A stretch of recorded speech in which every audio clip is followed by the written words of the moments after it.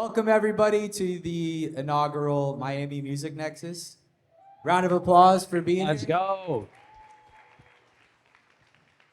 You know, Ricky, Tyler, I don't know how you guys do this every night, get on the stage. These lights are really bright. Is that why you guys wear sunglasses all the time? Yeah, it's actually like a little more bright than I thought. So, how do we all get here? Look, I didn't plan anything today for the speech. I'm just kind of riffing this, but I started thinking last night, how did I get here to this point of my career? My name's Eric Fuller. I'm the owner and founder of Blank Canvas Presents. We do a lot of stuff for Music Week, something like 30 parties. It's 7 different venues. We have multiple venues and properties, and it's a lot of fun. But how did I get here, and how does that relate to many of you and your careers? And there's 2 things that I thought about today and wanted to share with you guys. The first one is take risks and go after things. A lot of people right now are, really looking at what's the answer, what's the solution, how do I get from A to Z, and the reality is there is no like perfect formula, but it starts with taking action. So for you guys that bought tickets today and came here, I think that's a perfect example of taking action. Yeah. It's waking up every day, grinding, producing music, putting it out there to the world and being okay with some form of rejection. Failure really is not the end all be all. It's just, a step in the process. So moral of that story is don't be afraid to get after it and basically put things out to the world, because if you don't do it, you'll really never know. The second thing that I wanted to share with you guys is your network. I see, you guys are all sitting together. I would highly recommend you shake hands, get to know each other, exchange phone numbers. One of the reasons that we're all here today and why it pertains to that story is one of my best friends and business partners, Paul Campbell. He's sitting here. He's going to be speaking in a panel. Paul and I met each other 20 years ago in college. And Paul did a podcast with Olivia, and I happened to see that podcast because I support my friends. I sat there and listened to the whole thing. It was a great podcast. You guys should check it out. And about a week later, I texted Paul. I said, "Hey man, like really great job with that podcast." And he's like, "Oh, I should connect you with Olivia, and maybe you guys can do a podcast or whatever." And back to the original point, I said, taking action. I reached out to Olivia and I said, "Listen, we have this new venue in Miami. You can do whatever you want with it. I'll give it to you at basically cost," and that's how this project came to be. So when you're sitting next to people, when you're here this week, don't be afraid to network. Don't be afraid to shake hands. Put yourself out there. Don't be afraid of rejection. And get after it. So without further ado, that was my welcome speech to. Hell yeah. Make some noise for Eric, guys. We love How did I you. do, Olivia? Was that okay? Yeah, that was perfect. Okay, she Thank was you like, so "You much. didn't plan anything?" I'm like, "No, I didn't plan anything that's at okay. all." All That's right, why you're the well, boss. look, I hope to meet some of you later today, and wish you guys the best this week, and looking forward to talking to you guys. So, cheers. Thanks, Eric. Thanks, guys. First off, any people who have been to Chicago Music Nexus, raise your hands. Yes. That's look at awesome. That. That's awesome. It's So this is amazing. Olivia and I's 3rd official event, and we're not in Kansas anymore. This is not Chicago. This is fucking Miami, baby. Fuck Let's yeah. go. Fuck yeah. Eric couldn't have said it better myself, though. This is something I preach, something I've learned. It took me way too long to learn. Your greatest resource, while it might seem like the people up on stage, they hold a lot of information, a lot of knowledge, your greatest resource is sitting to your left and sitting to your right. Everything that I have built is from building something that matters to me and my peers. That's how Olivia and I built this. It started on my podcast. We said there needs to be something better in the US, something more accessible, something more collaborative. And here we are now, taking our conference to Miami with all you guys. So thank you for being here. Agreed. I also just want to say that my first Miami Music Week as a working professional and not as an attendee was 2 years ago. And I came here on a whim and I trolled around blank canvas events, literally begging artists to like give me an interview. I even pulled Sherm aside. I said, give me something, I need something. So to be standing here 2 years later in partnership with Blank Canvas is a testament to what being relentless and refusing to give up actually looks like in practice. I didn't know Eric 2 years ago. We didn't know the Blank Canvas team, and yet we are standing here today with all of you guys. There's something that Westend, who's about to come up here, posted on his TikTok a couple weeks ago about using Miami Music Week not to network, but to get motivated, to see yourself not in the places that you want to be and get pissed that you're not there and find a way to make that happen. And all of you guys sitting here today are a testament to that. You're putting yourself in the places, getting motivated, being around the people that inspire you, and that inspires us too. Like, all of you guys inspire us. We have said this a million times. It's the Chicago Music Nexus, now Miami Music Nexus community that keeps us motivated. So give yourselves a round of applause, please. Let's go. Thank you. All right, without further ado, I think we should bring up our panelists, yeah? Let's go. Come on up, guys. Middle seat guy. Nitti, are you an aisle seat guy or window seat? DJs don't know how to turn on mics, first of all, but aisle seat. See the etiquette of how he holds the mic as well. Tyler, what do you got? How do you hold the mic? Aisle. Yeah, right. Aisle seat, what about you, Manny? Test, yeah, I'm here. Yeah, that's pretty good. Aisle seat or middle seat? Thatch? Window seat? Middle you need seat. Your mic on that. You Middle got it? seat? Okay. Voluntarily? Just for the pain. Punishment. Yeah, wow. People are White map. expecting emails from you in the middle seat, aren't they? Like, yeah, this guy's fucking grinding. All right, most of these guys need no introduction, but we're going to give you one anyway. We've got Thatch Sammet at the end from Laylo. He's the head of partnerships. If you guys don't know what Laylo is, you should be on it, period, point blank. It's the drop platform that's used by a lot of these folks up here, Fisher, Chris Lake, James Hype, Mochak, all the names you know, and it helps you turn your social media followers into real supporters who actually buy your tickets and merch. We've also got Manny Lopez. He's the founder of House Hats Collective, a global house music community that's turned events and hats into a 5-year movement spanning all continents.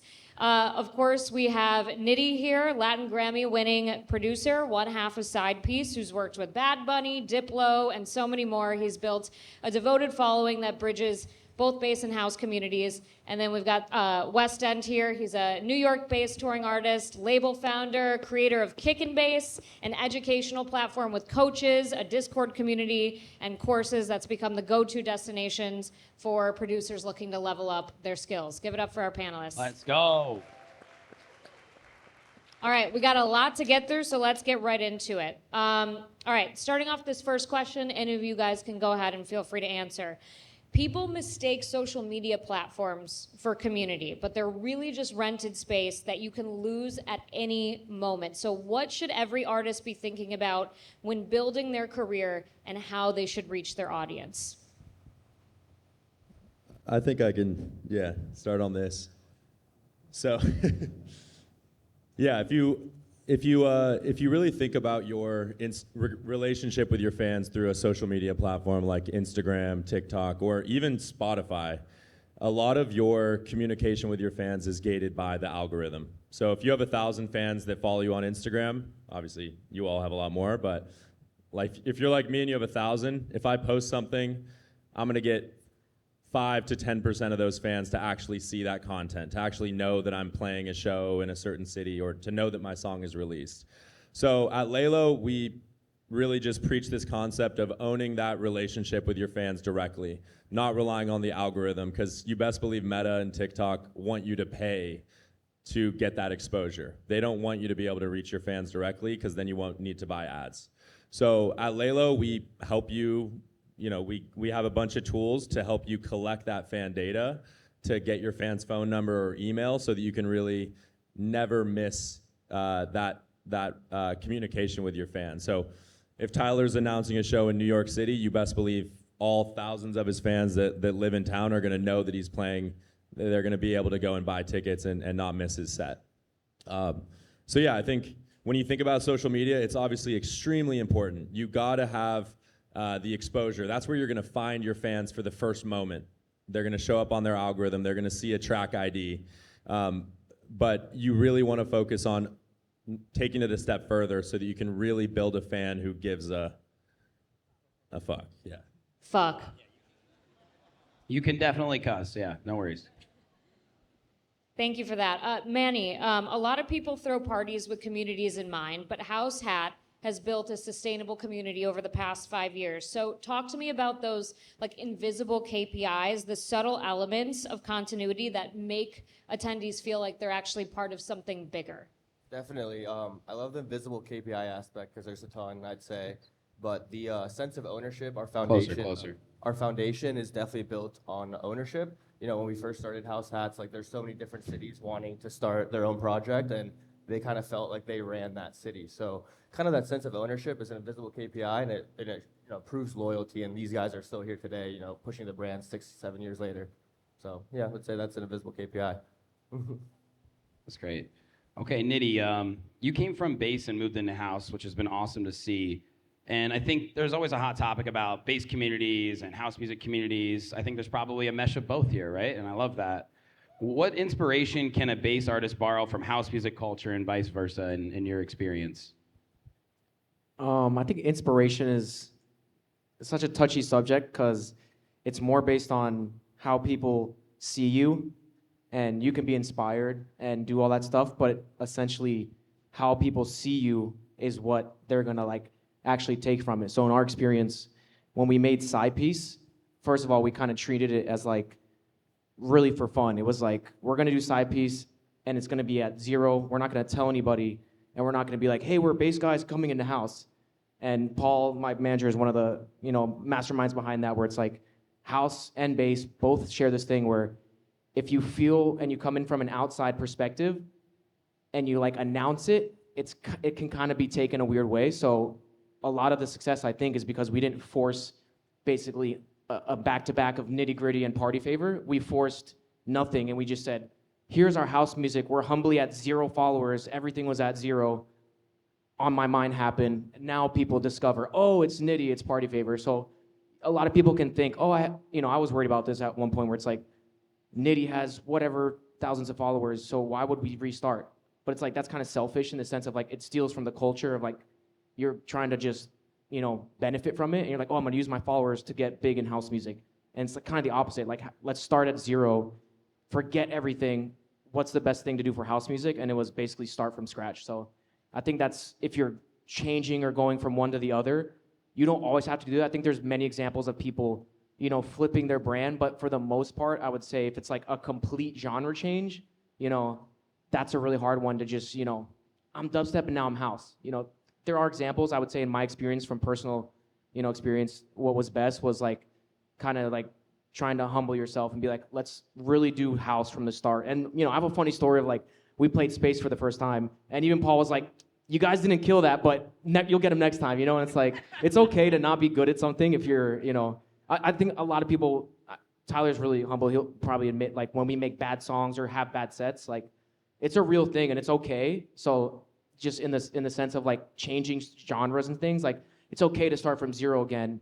You're not missing out. All the Solomon, Diplo, Tiesto, a lot of these guys are, 40, 50 plus, and like, now you know them for the last 20 years, but that means they were 30 plus when they started really getting big. So I've kind of adapted that from learning from Side Piece, that like, it's okay that you guys are here, because 5-10 years, it totally flips. Like, Side Piece is only like 6 years old.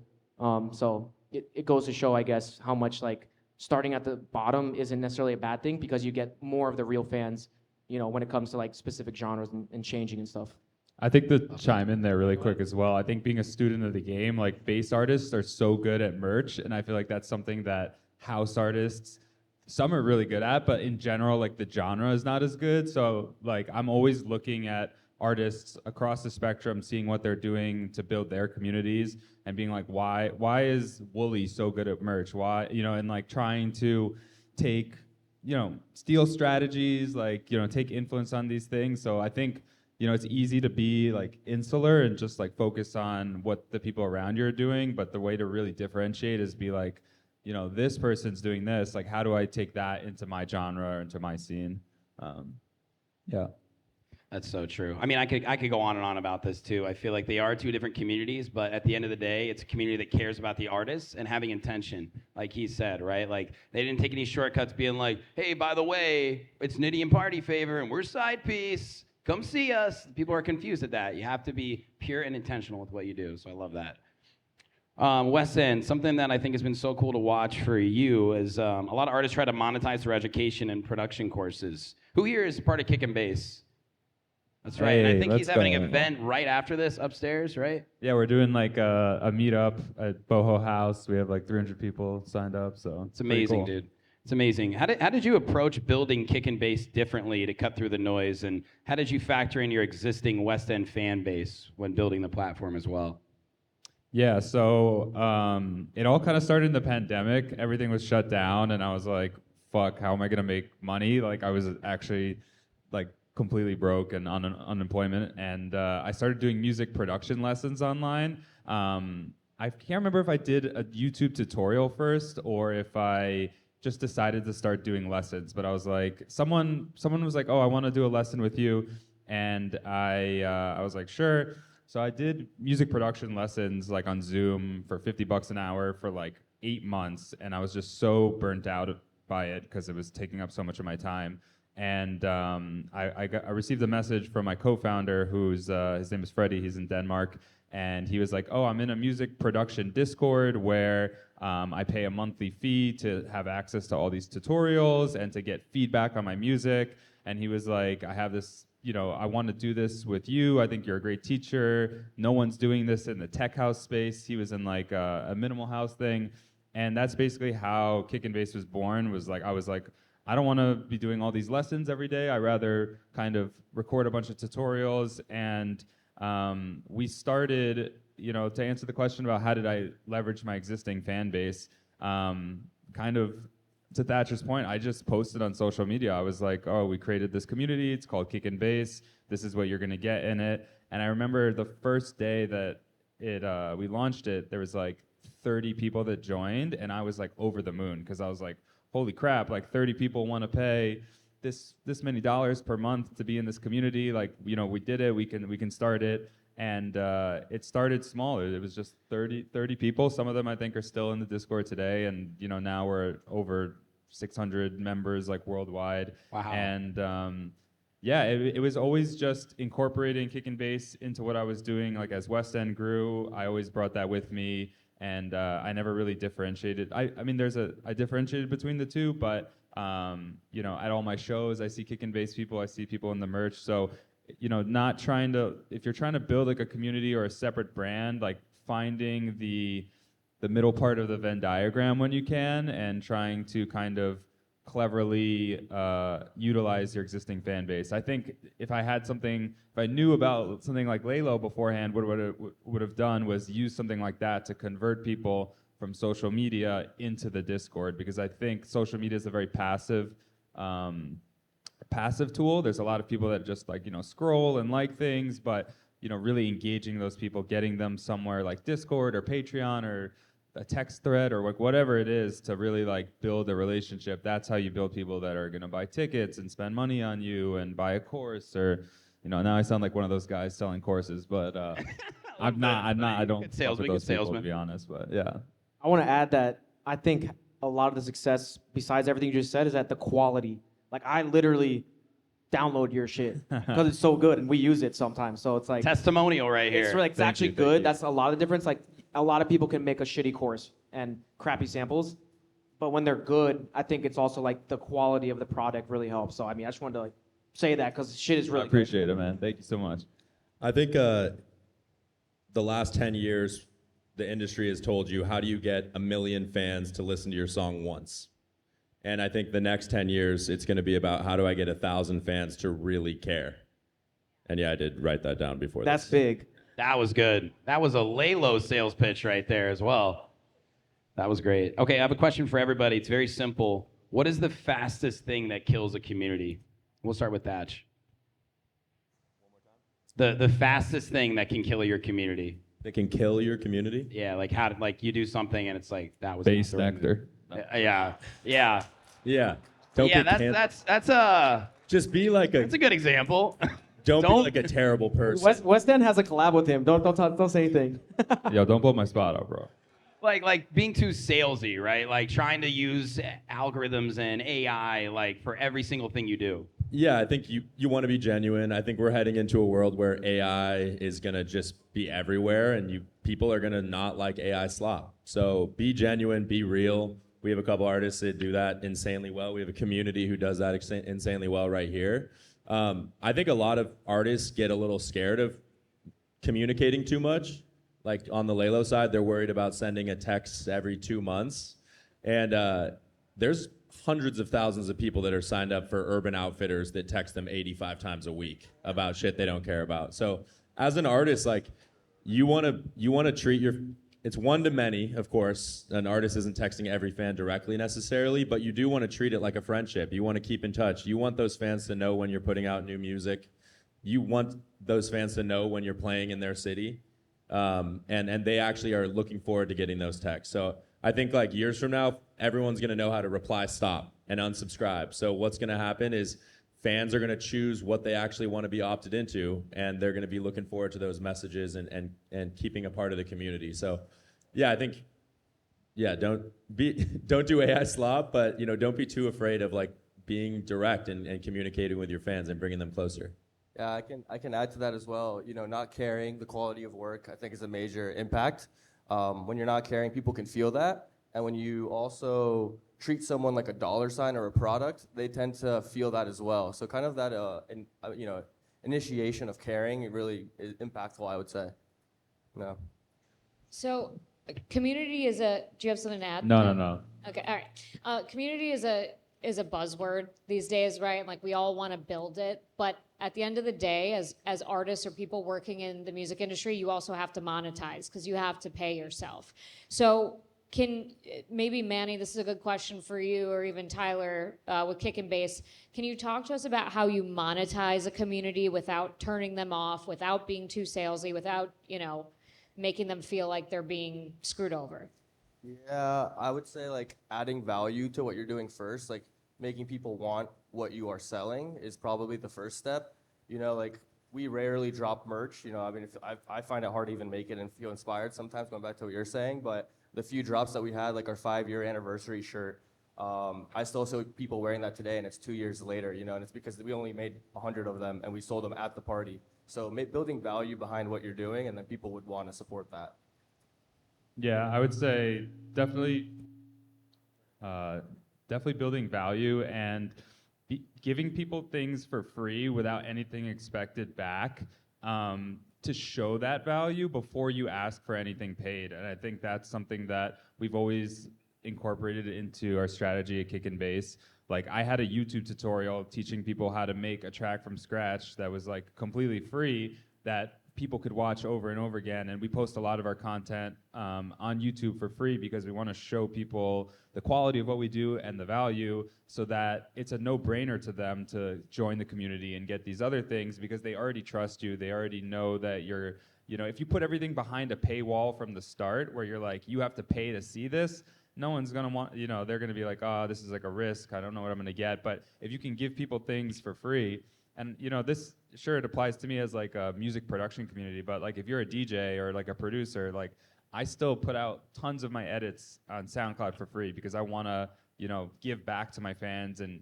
be a champion for the people. So that's something that I've always done. I always will do. I recommend to people to, give people value, and then they will have no problem spending a lot of money on you. You'd be surprised how much people are willing to spend when they trust you and they think that you're not screwing them over. Yeah, I think Tyler's done this super well. I was looking at his past campaigns over the past few years on Laylo, and whenever he's touring, if he has a show in New York City, he's going on his story and he's telling fans, yo, I want to pick a couple fans to come on guest list. He's collecting fan data, but also picking these fans and rewarding them and looking at who's most engaged. When he has a good bootleg that maybe he's not going to go on Spotify, he's putting it out there and saying, hey, if you want to download this, sign up and I'll send you the download link. And I think over time, the next time he comes to New York, that's 100 fans that are now ready, that joined to get on the guest list last year. Now they're ready to buy tickets and really support his career. So I think using all those moments, but like really rewarding your fan base is huge. Yeah. Yeah. That's such a good point. Okay, one thing that I see when artists are maybe in a collective and they're trying to start throwing their own events or they're trying to do something beyond just gigs, they do too much at once. So when do you know, like once you built a community, how do you know what's the next right thing to add? Like, for example, Manny, I don't know if like the events came first, then the label, or vice versa. So how do you know when's the next thing to add when it's that moment? Good question. At the beginning, we were definitely moving fast, but it was definitely events first. And whenever we started in Gainesville, Florida, which is where I went to college at the University of Florida, and there's fans coming to those shows that wanted it at other cities. So we kind of started by like hearing what our fans wanted. The first next step was going to Tallahassee. And then after doing a few shows there, the next step was going to Jacksonville. Then the next step was going to Orlando and kind of following where the fans wanted us to go versus just like, yo, we're going straight to Miami after Gainesville. Like that probably wouldn't have worked, So I'd say kind of listening to your fans and taking that next step, that would be the answer. Yeah. Yeah, I love that. We're going to get into that more too in the second panel about how to build a tour. So that was a great layup for that. So I think a big change that we've seen in the industry is the point of a label. What's the point of working with a major label, getting signed to these labels? There's so many producers submitting demos, and now we're seeing a lot of artist-run labels. We have Trace Amounts, we have Lip Service, we have Hood Politics, all these different types of labels, right? And I want to ask Tyler and Nitti, why do you think artist-run labels have become so popular, and what role do they play in building communities as well? I think I always like to answer these things from like personal experience because just so you guys can see that it's a lens that they can be different. His experience might be a little different than mine, but for us, we always ran into not issues, but like just difficulties with releasing on a bunch of labels. So it's a great thing to release on different labels when you're getting started, and then once you have like 3, 4, 5, 6, 7, 8, 9, 10 records that you're like, man, how are we gonna get these out in 1 year? It kind of develops into this like, oh, we're gonna make our own label, right? And that's one side where it gives you freedom to release because say you send Trace or Lip Service a demo, we got to schedule it. You might be 4 to 6 months down the road, not always, but you got to wait on us. That goes for any label. Maybe it's 1 month, but maybe it's 6. So it really like speeds up the process if you're trying to just get music out there consistently. And then another big part of it, I think, is that you get to start putting on good music, which is like to me the funnest part. It's not always just about our own music anymore, even though it's an artist-run label. We get sent. I went through the first. What was that first? Paul remember. It was like 600 demos. And I went through like 550 of them, and I found like 10 good records. And we actually signed like 3 of them. You would think that, oh, I'm not gonna get anything good because a lot of people send records, but like it was worth going through 500 demos and like finding them. And to me, it was like SoundCloud digging. You guys have all done that where you're like, oh shit, I got this record nobody else has. It's a nobody from Europe that no one's ever heard of, but we DM him, blah blah. So that stuff is like actually really fun, and then you feel good because you're like, oh, I get to put this person on, and there's certain levels, obviously. There's like, we have, our types of labels, and then, Sammet has experts, and you get higher up the line, but even at our level, I think it's fun for us to discover brand new music and then put people onto it and not make it, everything about ourselves where it's like, yeah, we're a side piece, Westend, we have our own records, but supporting other people is literally, that's what DJ culture is from, is playing other records other than yourself. So I think those are my 2 favorite things about having the artist-run label. Yeah, ditto 100, ditto 100% on like the flexibility. I think there's like a business reason that artists start a lot of labels. You get to kind of like, it's an investment. It's something that'll grow as you own masters, your own masters, other artists' masters. It's it's a lot better than giving your music to another label where you're giving 50% away when, why not keep it and, you have creative freedom. I think the big thing as well is like creating a community. I don't know if it's necessarily a more recent phenomena. Like I feel like there've been amazing artist labels throughout dance music history. Like one that I remember had the biggest impact on me was Dirty Bird. Like Dirty Bird back from like 2016, 2015 to like 2019, like really ran house music in America. And what was so attractive to me as a producer when I looked at Dirty Bird was that it had this like family feel. They would throw these events, Dirty Bird Camp Out, and they would have this family set at the end, and all the artists would be on the tour at all the barbecues. And as a producer, I was like, I want to be part of that label. Like, I want to go hang out with Justin Martin and Claude Von Stroke and, go to all these parties. And it was like, I was like, I need to get signed to Dirty Bird. And I think that's, when you look at a major label, like, that doesn't really exist at all. People want to be, we're all here at Miami Music Week. People want to be like, I want to play on that label's showcase. I want to be part of the fam. I want to be backstage there hanging with all the artists. Like, that family and community feel that comes from a label is like really important, and who better to do that than an artist that already knows how to build a community. And so I think the timing is really important as well. Like, I'm glad I waited a bit in my career to start a label. It's a big financial investment. You really need resources. You need people to help you run it. You don't necessarily need that. I've seen people kind of start labels like Hood Politics, like DJ Susan kind of started his artist career with a label, and it grew with him. So there's no like right or wrong way to do it. And I think if you really like have an ear for A&R and community building, and you're like maybe business savvy, like it's an avenue I would look at as an artist of like starting your own label and starting it.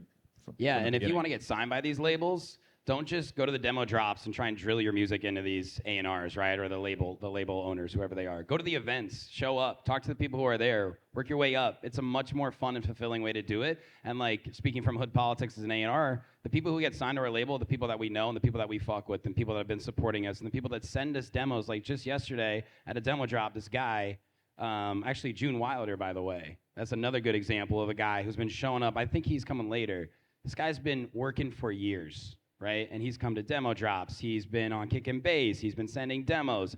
And his intention has only been, I love making music, and I want to share it with you. So if you guys are doing the demo drops later, instead of feeling like anything other than my track getting signed is not going to be a success, think of putting a face to the name, because that's a big win in and of itself. I actually have a good story about June. So yeah, he's in Kick and Bass.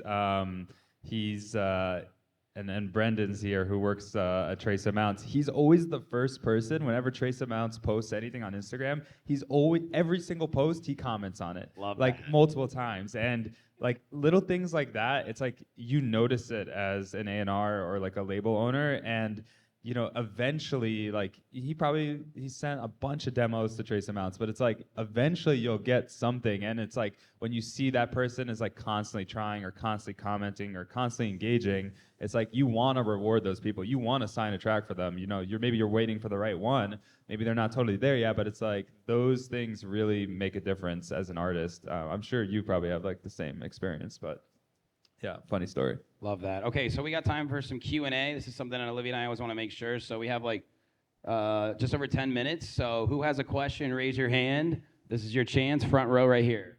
Hi guys, my name is Angel Wells and my artist name is Brickhouse Baby, and I had a question for you, Tyler.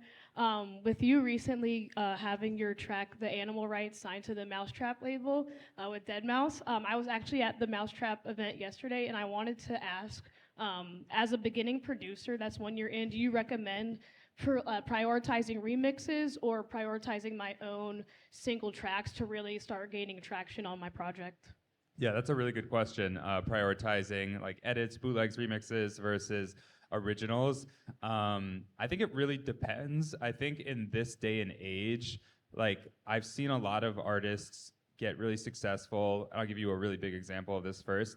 Just doing remixes at the start, because it's a lot easier to gain people's attention from a remix where they were probably already familiar with the sample or like whatever track you're remixing. A really good example of this would be Kygo. I don't know if anyone remembers like Kygo breaking out in the tropical house genre, but like he only had like edits and bootlegs on SoundCloud, and they were like doing huge numbers, but like I don't think there was like an original Kygo track. And all the majors like signed those remixes, and then he came out with his like first single. I would honestly in the house space like probably recommend people to get good and like know how to write original music and know how to work with like samples and things like that. But grow a profile using remixes and edits. It's a lot easier to get DJs to play those, and then have in your back pocket, I have some originals ready.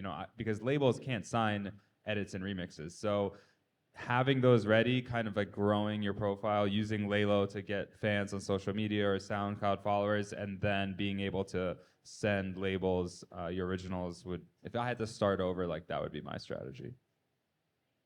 Yep.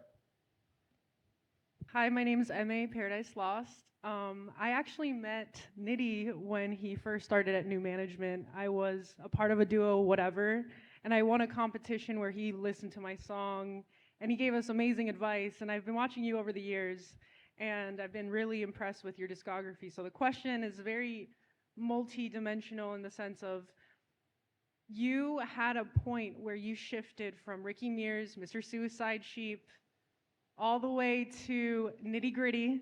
Then you dropped the gritty, but before that, you dropped album after album with different genres, and it was very impressive. Thank you. So- That's like a long history I barely remember, honestly. Like, you remember more than me. Yes. So as someone that's been producing for over 10 years and makes a lot of different genres, and I post them on social media, and I do get positive feedback, how do you manage showing your art, getting signed, or getting noticed by the right demographic? Because UKG Deep Dub is now, but watch how Mid-Tempo dropped out of nowhere 2018, then future bass. So you're genre hopping, not you, but the general consensus is genre hopping. And how do you navigate to getting noticed when you actually have the talent and put the time for that? That's a really good question. I'm the biggest struggler of that. And I think it was a good struggle. And when I say struggle, I mean it's like a good type of suffering where you're like, you go through something, and I can, happily say I've kind of figured it out to a sense where it really comes down to, once you learn the genres, just pick one. Like, genuinely, it's okay. It becomes egotistical in my opinion. Again, I'm talking about myself when I say this.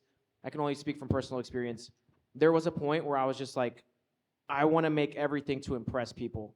And I wouldn't say it I won't admit that, but I can admit to you now, like 10 years later, that like I would make everything just so other producers will be like, whoa, that's cool. And like, there's a producer mentality where like you impress producers or DJs or, general music industry people. And to be honest, it's a really hard road, and it's not really fulfilling because you just end up making a lot of stuff and you're happy about it. But when it comes to the actual like artist career, I would thoroughly recommend finding a lane and sticking to it. And that's what honestly got me out of, I guess, kind of getting stuck. Granted, the learning how to produce every genre, that is not the bad thing. But when you're talking about the question, and as an artist, it is not the way to go for an artist. Luckily, Paul was one, again, my manager over there, Paul, was like, this side piece thing could be really cool because if you guys just stick with house, don't oversaturate, don't bring future bass, don't bring dubstep, don't bring this into that, don't overdo it. And that is exactly what worked. So I would say if you're gonna be a writer or producer and, be doing pop stuff, I don't know how many people in here trying to write and produce for other genres, that has been very handy. I just did BTS album. I have like 3 records on there, and that's like a whole slew of different genres, right? But again, that doesn't really help side piece at all. So I would separate it from writer, producer to artist. And as an artist, I think almost everyone on this panel can say, stick to a lane, and eventually you might have some freedom to mess around with it. For example, us in Disco Lines, originally was going to be this like Nitty Gritty collab with him, and it was like a trap drop, right? And that's very reminiscent of me and Party Favor back in the day. But we waited about, I don't know, it was like 4 years. Like, side piece put all house music out, and then just last year we finally were like, all right, we'll put one little clever trap drop just for the old fans, So you can always come back to the genre stuff, but just pick a lane and stick to it. I'm telling you that as someone that has really done it, I've really tried everything, and that has been the best as an artist, is sticking to one thing, and then later down the road you can kind of open it up. Yo, so I'm trying to think of a really good nugget question to ask for like young and aspiring producers. Like, when you guys were more on the up and coming, like when you guys still had like day jobs probably, I want to ask, like, how much do you think you guys were producing, like maybe like a week? Like, how many songs were you trying to produce a week for your own artistry? And like, what would be like some motivation for like younger artists, you know, trying to do that? What was the context of like when you were asking like how much music I was producing a week when I was trying to break through kind of or something like that? Yeah, I don't know. I was probably playing a lot of Call of Duty too, but yeah, I remember I was working a full-time job. Like I graduated college, and like every day after work, like I would just stay up late and just like write music. And yeah, I think like some motivation on that would be. I mean, there's like two ways to think about it. Like there's someone out there that is probably like working harder than me, which there always is going to be. And like, you know, some people get motivated by that, like, oh, like I'm being lazy or I gotta produce more. But yeah, I think like there's no rush either. Like I always tell people, I've been doing this, like it feels like a long time for now, but it's really not that long. And I've seen lots of artists like make it kind of. And the thing that I noticed the most is that people that just don't quit, you know, like usually like life hits a lot of like people and they quit and they, you know, they get frustrated. They, not that you can't start a family or something, but they're just like, oh, I don't want to do music or whatever anymore. Like, yeah, those people like don't end up like kind of making it as an artist, but the people that just like don't stop, and like maybe it takes 5 years, maybe it takes 8 years, maybe it takes 10 years, maybe it takes 15, like, you know, the people that don't stop, I've seen them get rewarded on year 11, on year 15, on year 5. It's really a matter of like, yeah, don't set a timeline for yourself. Like keep going. There's so many stories out there. You never know when someone's gonna kind of like have their break. And as long as you're involved in the community, as long as you're, you know, you guys are all here in Miami Music Week, as long as you're like active participant in EDM and electronic music and house, like whatever, and you make connections and you're a nice person and you work hard, like it'll happen. You just gotta keep going and then put a lot of effort into it. Can I add one thing? I think you, especially because I know you personally, I think there's one thing I want to say is that like you gotta be a little crazy at one point in your life. So like Tyler said it, we were probably both playing Call of Duty like crazy during COVID, right? That was like a break for us because we were touring so much. But 5 years before that, like 2015, like right after college for me, as a video game person, I sold my PlayStation. I didn't do anything. I didn't go out to a million shows. Not that going to shows is bad, but like in comparison, the amount of time I spent making music, it was a little crazy. But I don't think that's bad. There's always that like, you know, everybody has this 2, 3, 4 years of like, holy shit, that's all I did. Everybody thinks you're crazy. And then obviously you don't want your whole life to be that because then you're gonna overdo it. But like there really is 90% of the people I know, they were like overdid it a little bit for like 2 to 3 years where you're like, oh my God, I just made 1,000 records. I finally have a little vibe going. So it's like there is a little bit of craziness. I could admit it. I think we all can. That like you we need were to a little sacrifice something. Yeah, we you know, sacrifice and we're there has to obsessive be over some this. Like it's sacrifice. not just a joke. Like if you're literally competing with everybody in here to get it. So there's a point where you got to turn on that like Michael Jordan shit and like I'm gonna win. I'm gonna Kobe this. Like that I can't like not leave that out and be like, oh, happy, fun. Like this shit is real. Like you gotta like really want it. So not that I'm trying to kill you guys. That but answer. that shit's real. You have to be obsessed. If you're not obsessed, why are you doing it? Well, thank you guys so much. This is an incredible panel, yeah? Thank you. We Thank you, know you guys. could be anywhere this week, so thanks for spending time with us. We are going to bring up the next panel. Right and into it, after guys. that,